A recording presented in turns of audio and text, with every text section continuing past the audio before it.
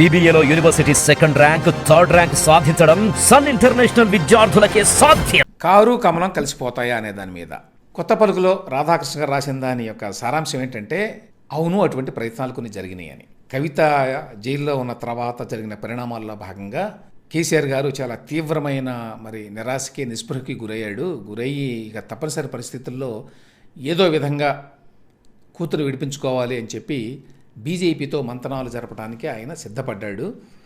అందుకోసం అని చెప్పి తెలంగాణకు చెందినటువంటి ఒక బీజేపీ నాయకుడు గవర్నర్గా ఉన్నవారు ఆయన జోక్యంతో కొన్ని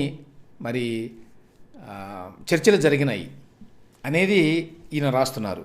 ఎవరు బీజేపీకి చెందిన నాయకుడు, తెలంగాణకు చెందిన బీజేపీ నాయకుడు ప్రస్తుతం గవర్నర్గా ఉన్నారు.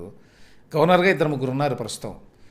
తెలంగాణకు చెంది అయితే ఒకరు బండారు దత్తాత్రేయ, 2 ఇంద్రసేనారెడ్డి గారేమో త్రిపుర గవర్నరు, బండారు దత్తాత్రేయ గారు Haryana governor. Most probably Bandaru Dattatreya గారు అయి ఉంటారు. ఎందుకంటే ఆర్ఎస్ఎస్తో కూడా మంచి సంబంధాలు ఉన్న వ్యక్తి దత్తాత్రేయ గారు. ఆయన కొంచెం క్రెడిబిలిటీ ఉంది, చాలా లాయల్ ఆ పార్టీకి. నరేంద్ర మోదీ గారికి కూడా ఆయనంటే కొంత గౌరవం ఉందని చెప్తారు. ఎప్పటి నుంచో ఉన్న వ్యక్తి, పాతకాలపు వ్యక్తి కాబట్టి.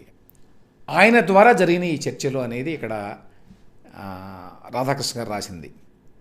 గతంలో తెలుగుదేశం పార్టీ విషయంలో కూడా ఆయనే, అంటే బహుశా దత్తాత్రేయ గారే, ఆయన మధ్యవర్తిత్వంతో టీడీపీకి, బీజేపీకి, జనసేనకి మధ్య కుదరడంలో సయోధ్య ఆయన పాత్ర పోషించాడు ఇనీషియల్గా అని చెప్పి కూడా ఆయన రాశారు.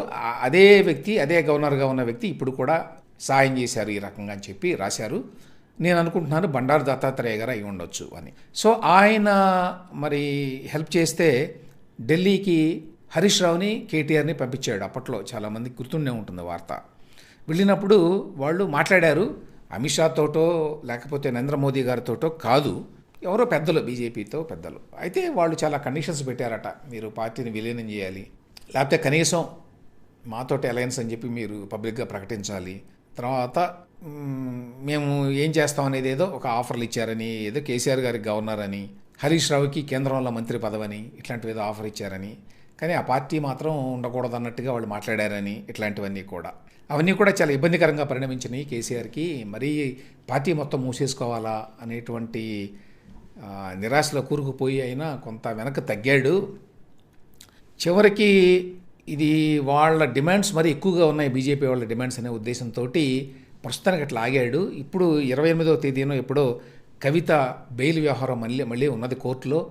ఒకవేళ అదృష్టవశాత్తు కనుక బెయిల్ వస్తే మనం ఇంత దిగజారిపోయి వాళ్ళు అడిగిన వాటన్నిటికీ ఒప్పుకోవాల్సిన అవసరం ఉండదు అని చెప్పి కేసీఆర్ అనుకుంటున్నాడు అనేది సమాచారం. అందువల్లనే రేవంత్ రెడ్డి పదే ఇవాళ రేపు బీజేపీలో కలిసిపోతోంది బీఆర్ఎస్ అని చెప్పి అంటున్నాడు. ఆయన మాటల వెనక అర్థం ఇది, ఎందుకంటే ఈ వెనక జరిగిన మాటలైతే వాస్తవం, ఇందులో వాస్తవం ఉంది అని చెప్పి చెప్తున్నాడు. సో ఆ రకంగా విలీనం వార్తల్లో కొంత వాస్తవం ఉంది అనేది ఒక పాయింట్ ఇందులో.